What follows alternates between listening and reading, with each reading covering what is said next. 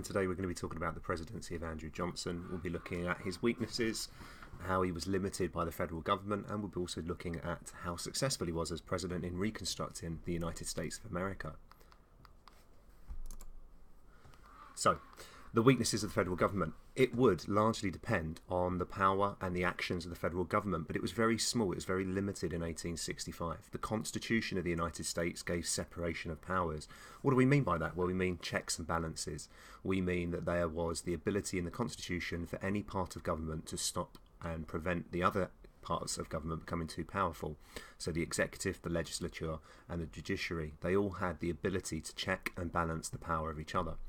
Additionally, Andrew Johnson was also off to a bad start because the federal government was limited. The political power was in the hands of the states, and it would remain very much so in this period. He had a very small federal government in which to enforce any of the changes that he wanted to bring about. So really we can say that the presidency of Andrew Johnson was going to be a struggle from the start, as well as dealing with the legacy of Lincoln. So, quickly going over the legislative, the executive, and the judiciary. As we know, the legislative is made up of Congress, which is the Senate and the House of Representatives. The executive, which carries out the laws, is the President, the Vice President, and his cabinet. And the judiciary is the Supreme Court and all other federal courts. We'll be looking at the Supreme Court and the impact that it has on America in the next coming lessons. So, who was Andrew Johnson? He took over after the assassination of Abraham Lincoln. He was the 17th President of the United States. He was from the Democrat Party. Now remember, Abraham Lincoln was a Republican. He became president on the 15th of April 1865 after the assassination, as he was Lincoln's vice president. He was a Southerner. He represented Tennessee in Congress, and he'd chosen to stay on after Tennessee seceded the Union in 1861. He was the only senator to do so who chose to remain loyal to the Union. And for that reason, people had high hopes that he was going to be the best person for the job. He had been supportive of Lincoln, supportive of emancipation, and the radical Republicans in 1865 were hopeful that he was going to punish the South for seceding and that it was going to be Reconstruction was going to happen. Andrew Johnson, a little bit more detail, he previously owned slaves. He was the owner of 8 slaves, and he reversed his position on slavery during the war. He supported emancipation, but he never adopted abolitionist ideas or he challenged racist ideas either. He was anti-white Southern elite rather than pro-emancipation, and that's really going to come out in his policies. He wanted to restore the Southern states as soon as possible. In May 1865, he launched his own presidential reconstruction. He knew that Congress would reconvene in December and perhaps wouldn't like his plans. So between May and December, he set about trying to reconstruct America, to bring those 7 states that had seceded, the 11 in total, back into the Union. So in 1865, is a period known as presidential reconstruction from May to December. He doesn't want to rely on Republican allies in Congress. For that reason, he's seen as soft towards the southern states, and it leads to a period of chaos.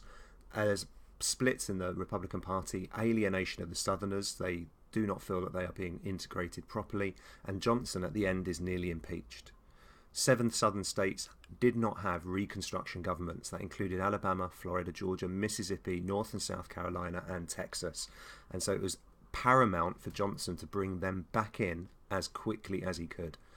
The first thing that he did was announce that all Southerners, except Confederate soldiers and plantation owners, would be pardoned. That means forgiven. That means not face any jail sentences if they swore an oath to the Union. In fact, it led to 13,000 pardons. The states would then accept abolition and renounce secession. That means say that they were wrong and bring in the 13th Amendment. It led to intense Republican opposition. Johnson had wanted to purge old aristocrats from state governments, but in the end they were just re-elected back to the position. The Republicans saw this as a betrayal. All of the damage that the South had caused when they seceded in the Civil War was not going to go punished. Every single state of the Confederate states brought in something called black codes, which we're going to look at, that punitively stopped African Americans from going about their lives. How did he do this? This is a timeline of the next period. Congress reconvened in December in 1865, and they saw that Johnson had failed. He'd allowed the old people back in to the politics. So the southern states looked no different to before the Civil War to after that. And so collision was imminent. May 1865, he begins it. By December, they reconvene and refuse to recognise the ex-Confederate states. So Congress votes to continue the Freedmen's Bureau and give it additional powers. And we'll look at the Freedmen's Bureau on the next slide. By February, Johnson vetoes it, and this period now is a Congressional Reconstruction. By continuing the Freedmen Bureau and giving it extra powers, that is Congress trying to bring about Reconstruction via force. By March, Congress passes the Civil Rights Bill, and Johnson again vetoes this. So we see this power struggle between Congress and the President, and it's why this period is called Congressional Reconstruction. Remember, May to December, presidential. From December until July 1866 is Congressional Reconstruction. By April 1866, Congress overrides Johnson's veto and passes the Civil Rights Act. And by July, Congress overrides Johnson's veto and passes the Supplementary Freedmen's Bureau Act. So we see Congress, with its large majority, able to veto Johnson's own veto. So, Freedmen's Bureau, what was it and why was it important? It was set up in March 1865 by Lincoln and by Congress. It was an agency that was only supposed to last a year. It was to help former slaves in a number of ways. It provided advice on education, employment for former slaves, and established schools for African Americans. Remember how important schools are going to be in educating and making the Southern African Americans literate. There is a huge lack of literacy that's very important for the South. Johnson argued, though, that it would operate in favour of the coloured and against the white race. He said civil rights was a state issue, not federal. He was very much about a laissez-faire attitude, that the federal government should not intervene unless necessary, and that it should be down to the states to bring about a change. The 14th Amendment in 1866 is part of the Congressional Reconstruction, and it's Congress trying to bring about forcibly a change. The 14th Amendment said people who were born in the USA or who were naturalized were US citizens, and all citizens were guaranteed equality before the law. It gave federal authorities the right to intervene when states broke this. It also disqualified anyone from office who supported the Confederacy, and for that reason it overrode presidential Reconstruction. Those 13,000 pardons that Johnson had tried to bring about were denied. It was rejected by all of the ex-Confederate states except for Tennessee, and it failed to gain the approval of the 75% of states required for it to become law. So it was rejected by the southern states, and it was also rejected by Johnson. He believed he could form a new centrist political party, the National Union Party.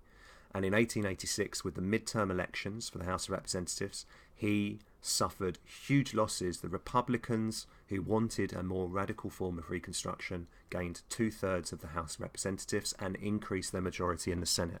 So in 1866, after the passing of the 14th Amendment and the supplementary bills to the Freedmen's Bureau, you can see that the power is really in the hands of Congress, and that Johnson by this point is on the verge of losing complete control of Reconstruction. And it leads to, in 1867, the Reconstruction Act. The Reconstruction Act said all previous attempts at Reconstruction were not valid. Only Tennessee was recognised as a state in the Union. All other Confederate states were effectively placed under military rule. And you can imagine the reaction of the Southerners to this, until elected delegates agreed to allow African Americans to vote. They would then ratify the 14th Amendment and then rejoin the Union. So until that point, there was going to be military control in each of these states. This was opposed by some radical Republicans as not going far enough. Radicals such as Thaddeus Stevens, and we will look at him in more detail, wanted to confiscate the land of the Southerners and redistribute it to the slaves. They wanted to really punish punitively the South and ensure that they had new governments that were going to implement the 14th Amendment properly. And again, this was opposed by Johnson and the southern states. And there was open defiance to it. In December 1865, we see the creation of the KKK, and by 1866, there are race riots happening across the country. And we can see now in this period that presidential Reconstruction failed almost immediately, and Congress's attempts to bring about change by a force are starting to fall apart. And it's going to lead on to Andrew Johnson's near impeachment, followed by a period called Radical Reconstruction under Ulysses S. Grant.